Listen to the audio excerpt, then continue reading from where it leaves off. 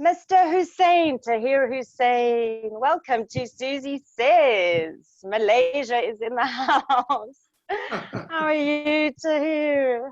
Susie, thank you for having me. I'm doing absolutely fabulous. Very excited to be here today, and thank you for having me.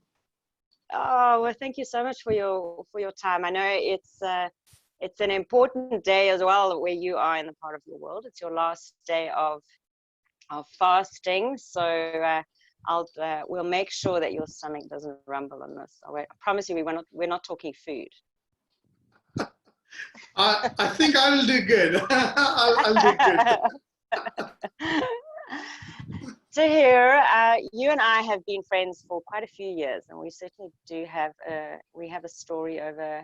We have some great stories that we have to tell, and also some really special moments that we have had on our personal growth and personal development story. But before that, I would so love you to introduce yourself to this is whoever is watching it, whether they're watching it straight as I put it out or whether they're watching it in a year, 2, 3 years time.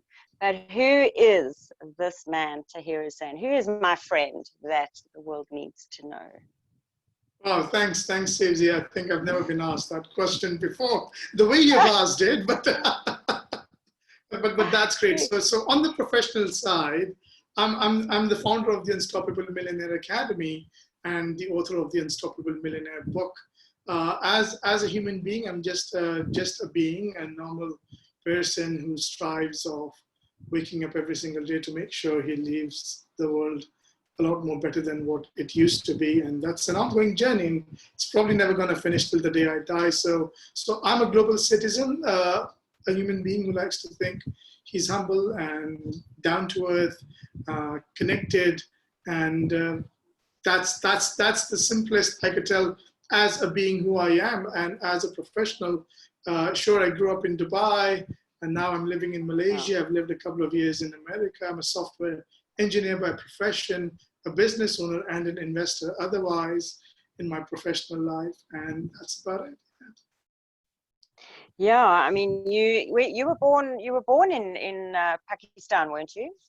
That's right. So I was born in Pakistan, and when I was about a couple of months old, then my parents decided to take me to Dubai, and since that was almost a 30-year journey in Dubai. So yeah.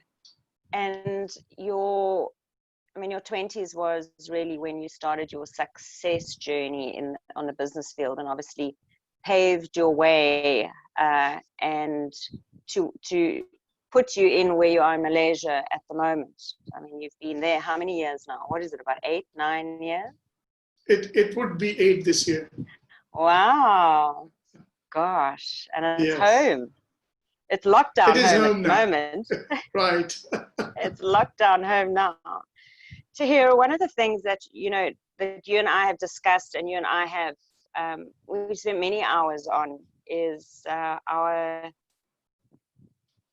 together, and also obviously a part in our own stories, is our personal growth. And I know your success in whatever you do business wise is because you have the balance between your business side of things, and because you as a person, taking you into consideration in this collective story. And I know from my personal experience how vital it is to have that balance. And when it is out, it affects all areas of your life. And so there are a lot of business people out there that strive for success, and so many that do obviously succeed. But that magic ingredient, without a doubt, is the personal development and looking after oneself. So I just wanted to share with whoever is watching this, and certainly with me as well, what is your recipe? What do you do? A lot of coaching. You are an author. You are a speaker. You are a business partner, you are a very influential person in your circle where you are as this leader. So in this new world and where we are going, how vital is it to have that balance, even more so now, especially with what's going down in the world today, with regards to that, your mind in this, your whole body, your being in this, and your whole soul in this. And I put it in that because mind, body, and soul is you, the being. From the words of wisdom from you, like really, how important is it, and how has it contributed to your growth and to your story as such? Great question, Suzie. And I'll scale it on a scale of 1 to 10, 1 being the worst and 10 being the best. It's at 10, being you. And I remember one of my mentors, Tony Robbins, he said that success without fulfillment is ultimate failure. And it is different when you are striving to make some money and trying to run a business, and you may or may not make it big. And so that's the struggle, and I understand it can be seen. But that's not the success we are talking about right now. Mm. What if you get all of that? You get your dream home, you get everything materialistic that you wanted, and yet you feel the hollowness inside you, yet you feel that's it. Is there more to life than just having the best car and the best dream home? And and that's fulfillment. So you do not want to reach on the other side of the aisle to find out that, oh my God, I'm still not happy.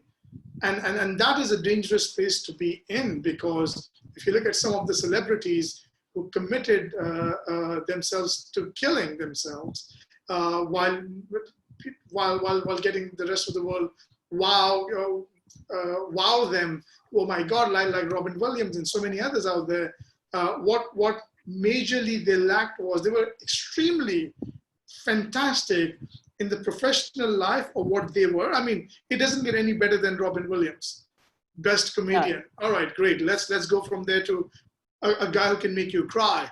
I mean, he literally won all categories, I would say, when it comes to entertainment, and yet he hanged himself. Why? Think about it. I know majority of the people watching this video would be striving for that success, saying that if I had that, and if I had that, or if I had that, or if I had that bigger team or that much money, then I will take care of my happiness and all the other things that are related to you. And that's the illusion. That's absolutely wrong. It doesn't work that way. I've worked on it.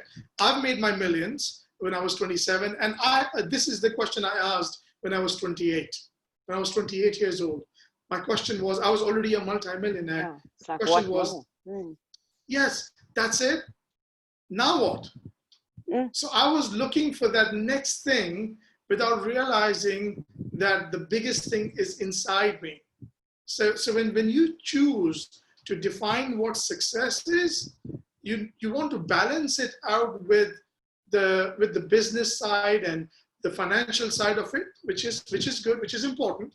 Yet you also want to see how does that money you earn or make or invest turn out for you emotionally, spiritually, and otherwise.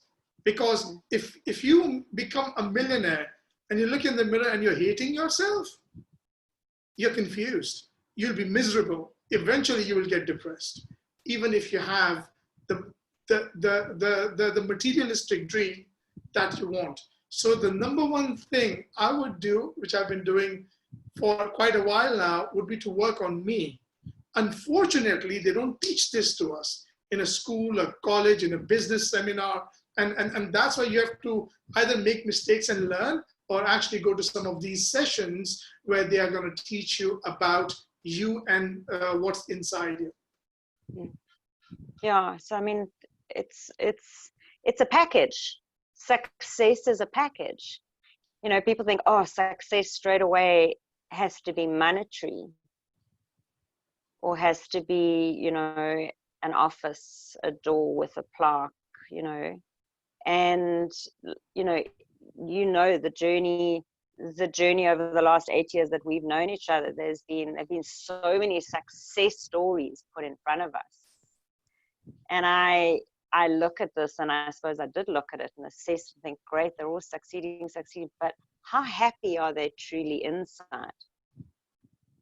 Because you have to have the balance. You have to do, it's your journey. It's the journey of finding yourself, and those external pleasures, as you say, looking for satisfaction or gratification in stuff, tangible stuff, is very different to having that feeling of satisfaction within you.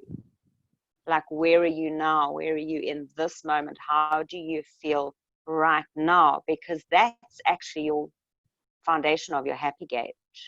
Not what exactly would say what car you're sitting in, or what house you're sitting in, or what view you have even. It's your view is from the inside. Your view is from the inside. So pick your view, basically, isn't it? True. Pick your view, align yourself with yourself.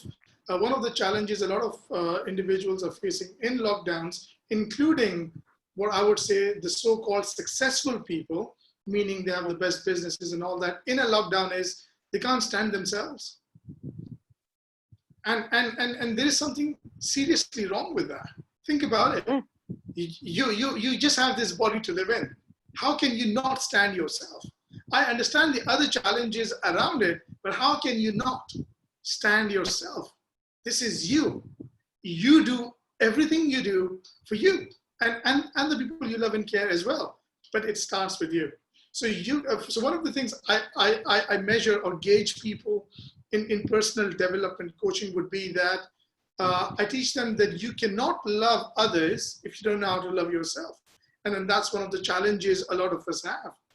We have forgotten how to love ourselves. And I say forgotten because that's not how we were born. As a baby. Exactly. As a child. We're born out of love. We're born even in the frequency of love, if you go that way. And yeah, we don't get taught this stuff, exactly what you say.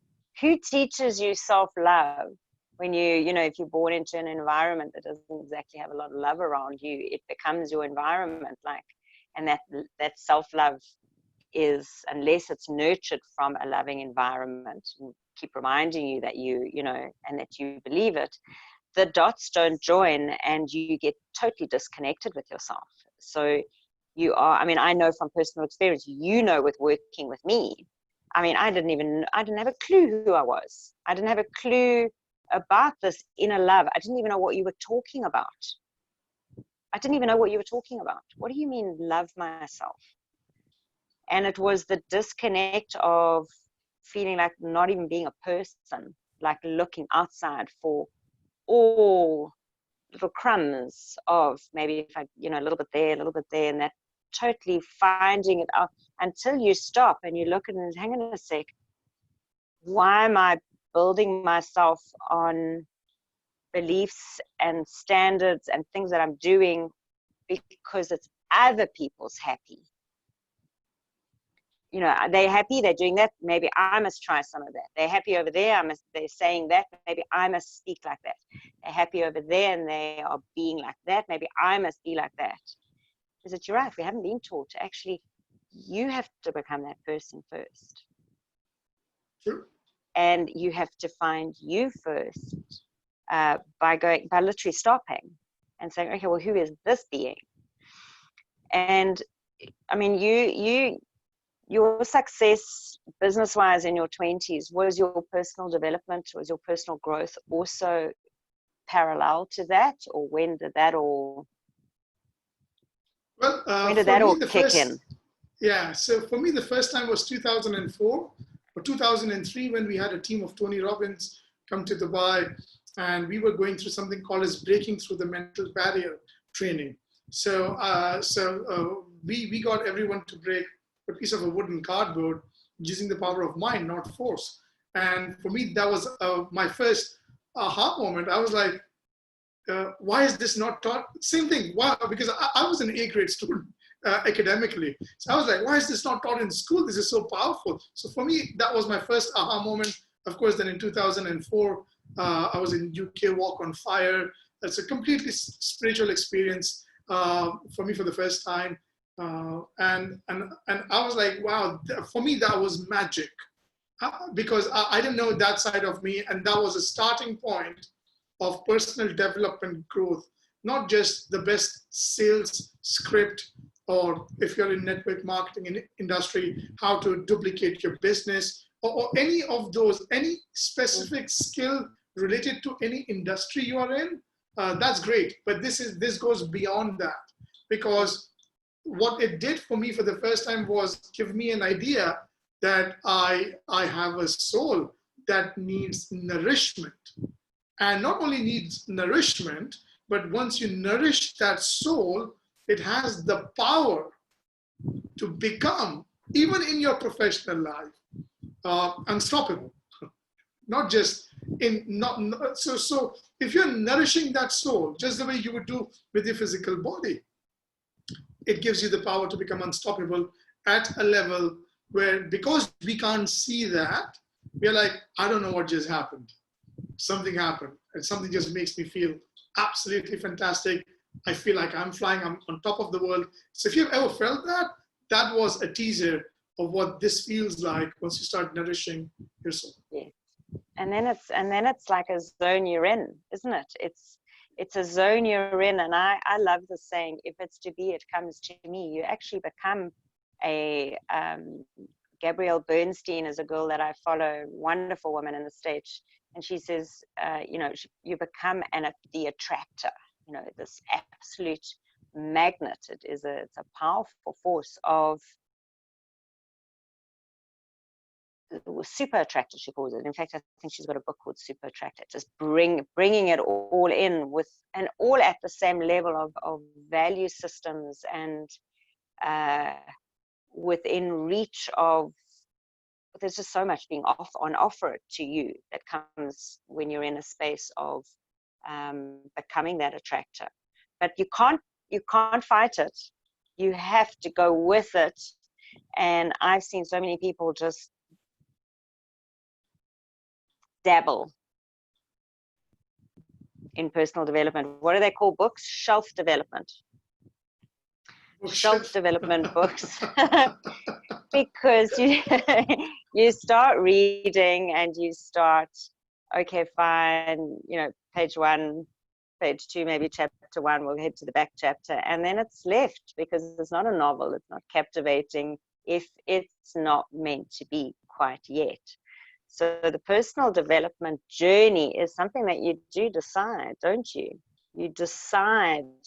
Yes, there's that yearning inside you, like, what more? So you go on, you start on your right. I'm going to start my journey of, and I love that saying, if the student is ready, the teacher appears. I mean, you certainly arrived in my life 8 years ago when I was a student. I was this like blue-eyed, wide-eyed, like, okay, let's do this. And it's been and then everything comes your way, but everything is on time at the right time for you to be able to process and digest. And nowadays, and especially with us being on lockdown, with more people online, you actually find that there is so much online, and you start finding people that you resonate with, and that you they become your teachers. They become your teachers until you move on to the next one, kind of guide you. I know I've sort of been on this river of guides and teachers along the journey, in order to find that inner peace, first of all, and from then on expand from that. And one has to nourish it, doesn't it? I mean, you in your story now, with this path that you've taken, you now have your routine, even in a day, of making sure, don't you, that you've got time for Tahir, time for work. It's technology aside, Yes. taking care of you. So in the routine, which is very, very interesting. So one of the things I do in my routine is my first hour, hour and a half is just me. It has nothing to do with my smartphone, nothing to do with any of that stuff. It's just me. And what's amazing is once you start realizing the spirituality about yourself, you start getting connected. Now, some of you would say, but Tahir, I only have 24 hours in a day. How can I afford to have an hour extra because I don't have enough time in a day? And think about it. But what I realized is if I could find that time, and if it's important, you will find the time to do it. Oh, yeah. What it allows me to do, what it allows me to do is it allows me to focus on productivity in a way that I can do in a day what most people would do in a month or a year. And I'm not even exaggerating. That's how amazing it is when your spiritual being gets connected with your physical being and understands who it is. Yeah. Absolutely. I mean, you become what inspired inspiration. I mean, it's inspired activity. You're actually, and I've had this discussion so many times, you're doing in your being first, and then you're doing. It's inspired action. It's just total inspired anything, creativity, whatever you land up doing. And, Tahir, interesting, you say you've only got, whoever said, I've only got 24 hours in a day. How can I, put me time into it? How can you not? How can you not?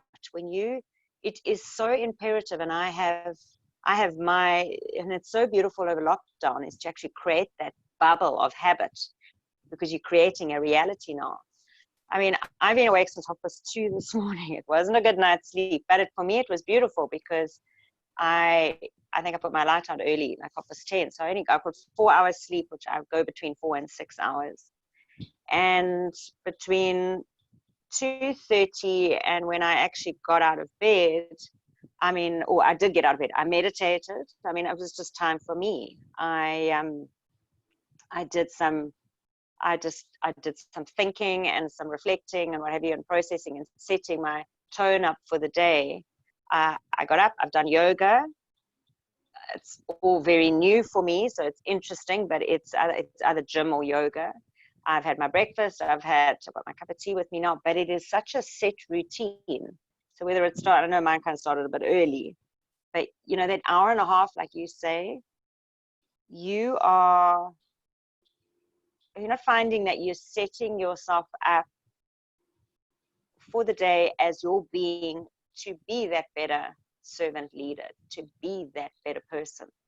Because there's no point in me going out not actually knowing who I am, and my emotions are totally, I find that not me, but I'm just saying, you find that your emotions are determined of who walks in the room is in a bad mood, who is in a good mood, who is in a sad mood. You just pick up on all of this, but that's not the person who left home.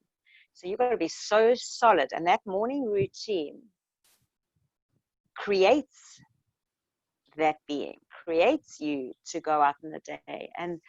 And it, as you say, that inspired activity, you become a machine. I mean, even running around the house here, they're like, where did you come from? Suddenly, like, the kitchen's clean and the washing's put away and the this and that. And I'm like, shh. I don't see myself doing that, because time stops. You just get stuff done. And then I've got a whole lot of other stuff done and whatever. And I sit down, and it's only been like an hour. It's like, where did that? So you become a machine, don't you? As exactly with like your famous name and your book and everything, and you're actually wearing it, you become unstoppable. It is a source of energy that you kick into, and we're not taught it, are we? So how do we learn this stuff? How does a being actually learn this? First, a lot of people usually are in a state of denial.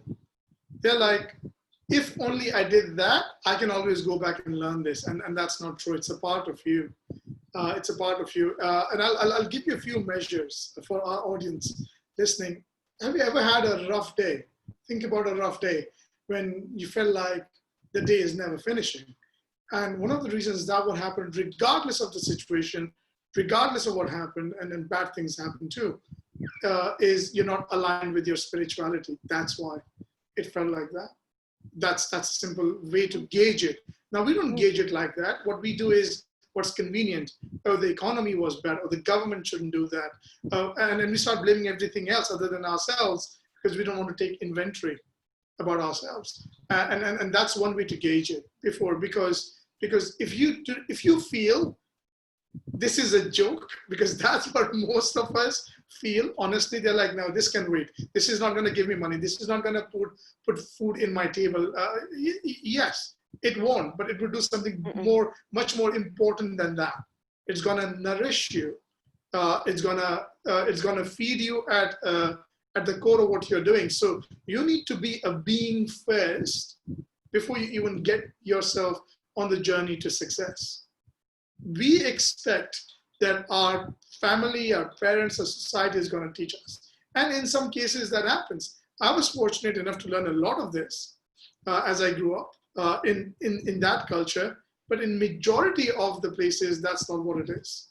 Look at all those billboard ads and any kind of advertisements. What are you seeing?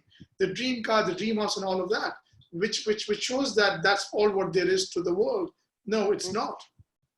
There is more. So the first is, no matter what I tell you to do, you won't do it because you are in denial. So the first thing is give at least a fair bit of merit, saying, what if this crazy guy is right?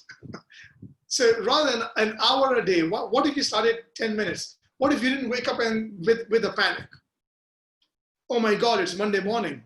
You know, rather than you being conditioned by the society, by the circumstances, by that financial goal you might have written somewhere. What if you were conditioned by being 10, 15 minutes, whatever that is? Start with 10, 15 minutes. Now, the first symptom is you'll feel very weird. You'll feel uncomfortable. Still do it. I mean, who goes starting a business feeling absolutely awesome and stays like that? So that's how you're going to feel. So start with your 10 minutes. If you can't do an hour, start with something. Don't be conditioned by the situation, by the day, by your calendar, by the society on the to-do list. That is important, don't get me wrong. But that means nothing if you can't condition yourself or be yourself when you get started. Any good, healthy habit takes a good 66 to 90 days. So I encourage any one of you watching this video to start with that and end with that too. Don't end sending the last message, all right, yeah, I'll be up for a presentation tomorrow morning tonight and go to sleep. No, that's not how you want to end your day. No. So start with that first. Yeah, and it's that starting with, as you said, you know, connecting with self, like what does one do? What is one's starting point? I think the first thing is, like, rule number one, when you wake up, please don't pick up your phone. Yeah. Turn the alarm off, but drop it. Turn it upside down. I mean, I don't even sleep with the internet on. I turn my whole system off. And it sucks you in.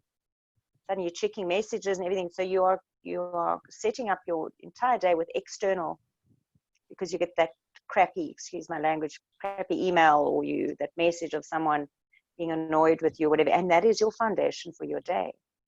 And you're right, to take those few moments, even if it's 10 minutes a day. I mean, I chatted with a colleague of mine yesterday, 17 seconds of holding on to not just a thought, but a feeling attached to that thought. It has to be a feeling, because it's a vibration, a feeling of something that put a smile on your face, like something big that put a smile on your face. A person, a child, a puppy love, puppy kisses, puppy anything, or pillow. It's to break that habit. It's to break that hamster wheel habit of that Monday morning panic, which is the same on a Tuesday morning, a Wednesday morning, a Thursday morning. You start looking forward to Friday. Oh my God, it's weekend, and you have some relief Saturday and Sunday. But Sunday, you're already worrying about Monday. So how do you break the hamster wheel?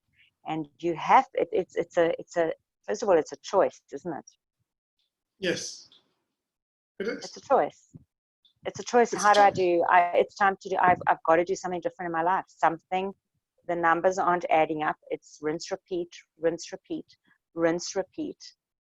What am I going to do differently? What can I do? There's so many health books and people coming from all directions at me are saying, you know, you got to get your life sorted out. You've got to be responsible and everything. Whoa, it's all noise. And it's literally to put yourself in that, your gift to yourself. I know my gift to myself is the first 68 seconds, funny enough to hear. 68 seconds is where I allow me to lock into Suzie, and I allow no one to hijack that, especially technology. So I'm very fortunate now is that I don't need an alarm clock to wake up, because my alarm clock just wakes up. But the moment I have an awareness, and I think awareness is just my like key main umbrella word that I hold on to have this awareness of that I'm awake.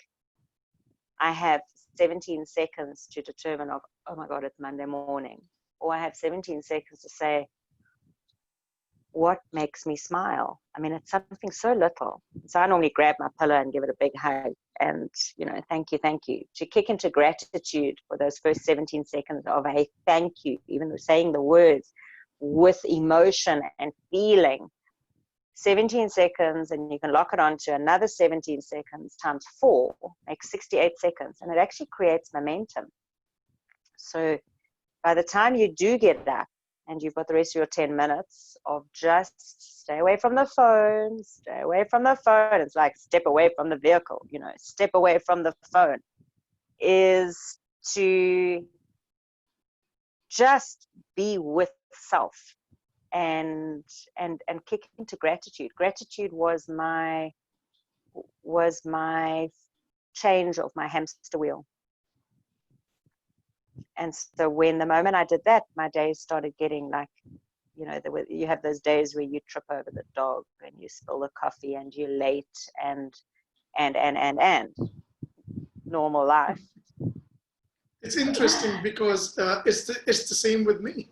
So once I get up, for me the biggest force for my spirit is gratitude, knowing that for me it's knowing that I'm alive, thanking God, providence, anything that you believe in, that you're still here on the planet, and thirdly for me that because I'm still here, my purpose hasn't been finished. So and then thinking about others, how could I bring? So for me, one of those very small things is how can I get one person smile because of what I did or said to them, regardless. I don't know where how this is going to happen.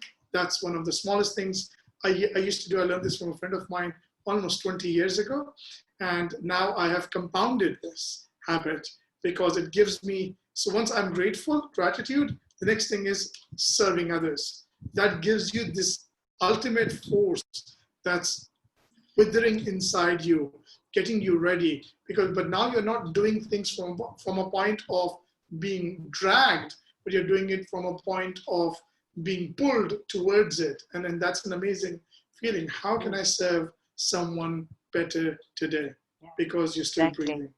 Exactly. And mine's how can I add value to somebody today? Same thing. Yeah, we've obviously had the same teachers along the line. Yes. Yeah, it's so important. I mean, it's you know, it's not just about a personal development book. No, it's not. You have to feel it. You see, I'll tell you the difference. So my book is a personal development book. My book's last chapter is paying it forward. That's the last chapter. Because if you don't do that, you cannot go anywhere in life. And even if you think you've got everything in life, it means nothing. And that's why being is important, followed by anything else. So if you're reading a book, watching a YouTube video, and you're motivated, you're excited, that's great. But think about how is that affecting you spiritually. Because once any book, any video, any audio that you are listening, watching, reading impacts you at a spiritual level, that's where the real work starts happening. I have been, Suzie, with people in Pakistan with the Kashmir earthquake back years ago, happy, not knowing where they will get their next meal from. They had some of the most beautiful smile on their face in a tragic situation where millions of people were displaced and a couple of thousand people died in this tragic earthquake, which was on a Richter scale of over 9.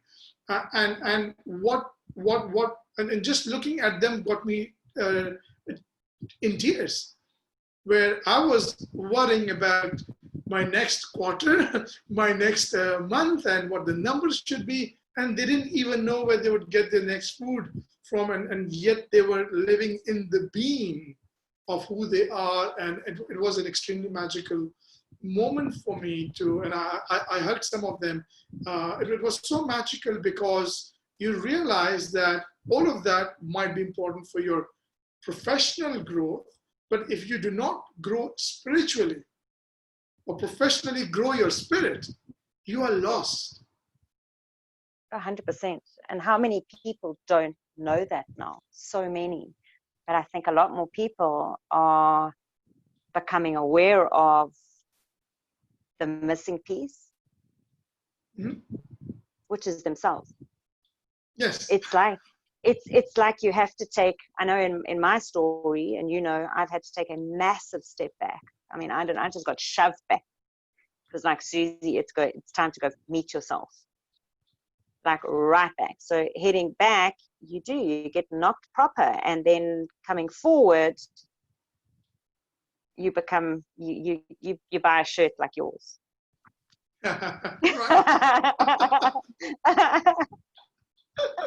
You know, Tahir, I have to share this story. So years ago, I can't remember when I first met Tahir was in Las Vegas. We went to a training seminar, and we had 2 weeks later we had an awards dinner that we had to go to.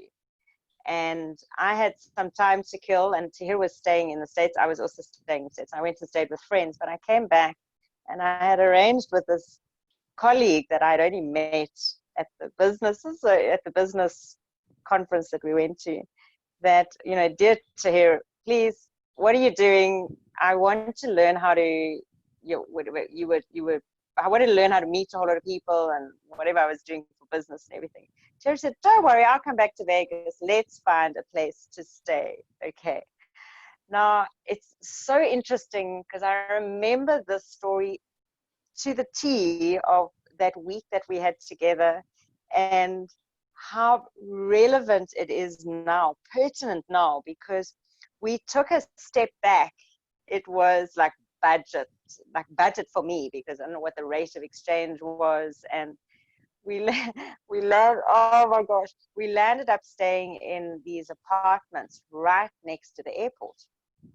Tahir had the room upstairs, I was in the middle floor, and we didn't realize, I mean, trying to do work there, and Tahir trying to talk, doing conference calls. How many minutes? There's an airplane that takes every 4 minutes in Las Vegas. Yeah, very frequent. And it took off on top of our roof. You could literally, if we were standing on the roof, to touch the wheels. Oh my gosh, it was the funniest thing I have ever seen. To hear him learning how to drive his mute button. Sorry, there's another plane going. Mute. And we made this, I remember it so clearly, because we had this humbling experience, but we were so happy, and we went and got our mugs and our supplies for the week of whatever, every day our meal of heading out into the big wide world of Las Vegas, but committing to our work and committing to the growth. I mean, you put me through a whole lot of Tony Robbins stuff, which I remember very clearly. It was so special. And we at the end of that week, to be collected for our incentive dinner, we were collected by a limousine from this very interesting place we were staying at. And there was such a contrast, that we had been working internally. Like, you have to go back, you really have to humble yourself to go and work internally. And then we got collected by this limo. It was like so symbolic of, it's the reward for that week that we had really dug deep. And we were taken to this 5-star hotel, Red Rock, where we had this view of Las Vegas, and we all had our own beautiful rooms and everything. And I stood there and I was like, I actually missed our little spot because it was so chill. It was, even though it was so divine to be in 5-star. But I realized, life rewards you, hey? Life rewards you. And we could have really, and especially you, could have really, I can't believe you did that for me. It was just so amazing. And it really was a very special week, which we made the best of the situation, didn't we? And Yes. that is life. And we were rewarded. We were rewarded with a really special couple of days after that for the work that we had done. So I think we're sort of winding down now is to hear, just to give the reassurance, because I know from my story, you are rewarded when you go back to come forward and realize how important it is to work on your being, your persona, and not have shrapnel of everybody else's ID tags on you, that you find who you are, the art of being, which is what I have experienced and what I also coach and share. The art of being. You find yourself, and then to go forward, and you are a walking, talking being of exactly that success, that total success. You're a full package, where you become really that servant leader and that being, adding value to this entire planet. So just to, in closing words of reassurance of this journey of personal growth from your side, that it is actually far more rewarding. You've seen so many people you coach that come up from a business angle and they haven't delved into their being. So from you, words of assurance that yes, you are rewarded. Absolutely, and I'll give you an example of that. Some of our audiences can even engage with that example. Think of being in a I'll use our story as an example. I'll never forget the scene when the planes were flying, and when we were checking in. By the way, we were given earplugs, and I'm like, wow, why would we get earplugs in a motel? We didn't know what was going, and we laugh about it. And not only now, we were not bitching about it then. No, we were laughing about it they then were as so well. nice to us. Remember how nice they were to us? Yes. They went out of their way for us. Yes. So what happens basically is that when you are aligned at a spiritual level, when you are being the being, and something goes off track, or that didn't happen, or that hotel booking went wrong, or I don't know, you missed a flight, you don't get into a mode of whining. You are like, because of your being. And that is what I learned about being. And in fact, talk about humbling experiences. I purposely today, even in Kuala Lumpur, would take a train. Because for me, time is more important than the car I'm in to reach where I need to be. So certain habits are changed for me in a way which are humbling experiences because of what life taught me. I don't come from a family with a silver spoon or a golden spoon. So I come from that family, so I learned it the hard way. But purposely going back and serving the community, serving the people, because you can do so, makes you invincible. It gives you the power no professional training would give you. No telephone script would teach you by being. That's because it comes from within. Everything does. Earth has its own core. Every single thing. Look at life around you. Everything comes from its core. That is what makes it strong. We look at big trees. What's the strength? The roots. The deeper the roots are, the bigger the tree is. same is true about us. For us, the roots would be our being, our spirit, that goes into it. So if you're not someone who looks into this and you're on your way to success, you would only achieve part of your success, presuming you make it being successful. But if you switched that to being and you worked on the being, it wouldn't matter what that success would, because you would be content. Don't get me wrong, you would still be hungry to go for the next level, to impact the masses, but you will be content. The challenge with most people with the stresses and heart attacks and all that is they have ignored the spiritual side of it. And I think that's where all kinds of diseases that we hear about and panic attacks and anxiety and mental illnesses originate from. And that's what I would encourage you to do that. And if you don't believe me, call your doctor, ask him, what does a heart do? What does your heart do? And he or she will never tell you it loves or hates. Yet it does. Yet we know how that feels. So just don't take science for what it is, but there's so much more on the spiritual side of things, which we feel knowingly or unknowingly. And I encourage you through this video to create that consciousness of feeling it knowingly, and you will enter into a very magical world. Yeah, absolutely. You know, as we are spiritual beings experiencing a human life. And yet our spiritual side of us has been hidden from us within our, system and growing up and things. And it is certainly coming out more and more, and more and more people are highlighting it. So you're never going to avoid it. You cannot avoid it in your journey of life. You cannot avoid it. It's going to find you. It's because you are the spiritual being. It's a constant flow of remembering more of who you are is the journey, isn't it? Finding you're a spiritual being in this body, having an experience. And when you realize that you're going out experience, I mean, that you're even controlled to put your feet in front of you from the inside out, not like walking like somebody else walks because it's cool, but it's a whole different, isn't it? True, and I'll just add something real quick. If your spirit leaves the body, what do we call the body? We call it a dead body, isn't it? So that's what we are. We're not the physical beings, yet all of us are aggressed or panicked because of the physicality of it. And that just proves the point. Exactly. And when you connect with inside, what's in your home, it's got its own mind. You've got your subconscious, you've got a voice in there who's your friend. You've got a whole lot of things going on in there. It's just fabulous. It really is just a whole, you're unstable, you're in there solid, you're in love, you're in everything and you're like a bee.